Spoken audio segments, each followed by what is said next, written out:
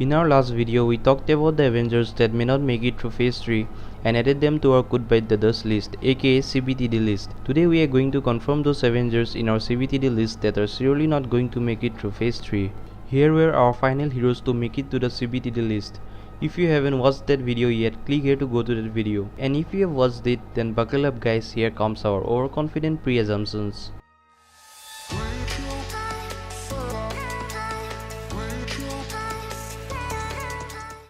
Let's start off with Thor. Firstly, we see a scene in the D23 Expo trailer where Thanos squeezes Thor's head. Does it mean he kills Thor in Infinity War? Well, maybe yes. It is speculated that Chris Hemsworth had a 6-film contract with Marvel and it is coming to an end with Avengers 4. Unlike some of the other actors, he hasn't been quite open about his future plans, but it is very possible that he could extend his contract. Thor could play a very important role in the future of the Marvel Cosmic Universe, and the cosmic aspect of Marvel is only starting to kick off with characters like Nova and Adam Warlock in tow, so it would make sense to keep Thor around for a few more movies. Moving on to Hawkeye, you might still be wondering why he is in the Avengers. Well, that might have changed quite a bit after Age of Ultron. He is nothing compared to the gods around him, but he has something they don't, a family, something that superpowers can't give you. And if you ask whose death would impact audience the most after Tony Stark and Steve Rogers, the answer would be Hawkeye. I'm sorry to break it down to you guys, but Hawkeye is not making it to Phase 4.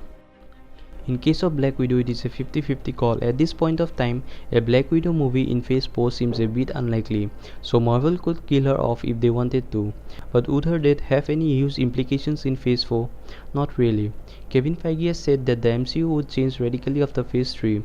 Her death won't really serve as a major catalyst to that change. Besides, she knows how to hold her own against big baddies. Marvel won't be that stupid to throw her against a one-on-one fight with Thanos, so Black Widow lives guys. Although she might retire from the Avengers core team and remain undercover and just make an appearance here and there. And we have Vision. We don't really have much of a debate here. He's more than likely to die or be terminated. Tony Stark may bring him back to life after the war, but only if he survives the war. And even if Tony Stark recreates him, it is unlikely that he would retain his memory. So that's it, Vision dies. Next is our metaphorically challenged Drax, the Destroyer. Drax and Thanos have a history, including the famous scene in which Drax literally punches Thanos' heart out of his body.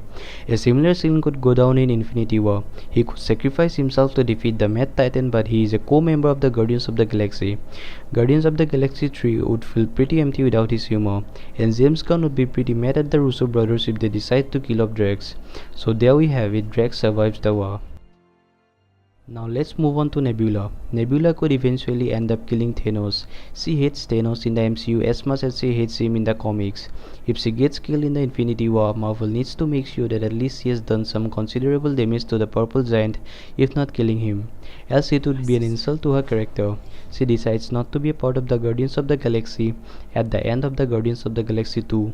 So it's not likely that she would be part of the team in Guardians of the Galaxy 3. So the only part I see them taking this character is killing her off in Infinity War. Finally, we got the pillars of the Marvel Cinematic Universe, Tony Stark and Steve Rogers. Well, Robert Downey Jr. feels that he is getting too old for the role, and Chris Evans wants to try some directing, and both of their contracts expire in Avengers 4. So does Marvel kill them off? Well, maybe. That would make everyone in the audience go nuts. In case of Tony Stark, he spent all of Iron Man 3 suffering from PTSD inflicted by his near-death experience saving New York from aliens in the Avengers. Then he had to deal with the mess of Ultron and then his friends in Civil War. So even if the armored Avenger survives the battle against Thanos, what would he look like coming out of Infinity War and Avengers 4? Marvel doesn't really need to kill him off. It is possible that he survives the big war and then quits the Avengers and settles down with Pepper Potts.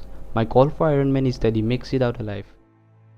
While it doesn't end this well for Captain America, Chris Evans has made it clear that he wants to finish his Marvel contract and start directing movies.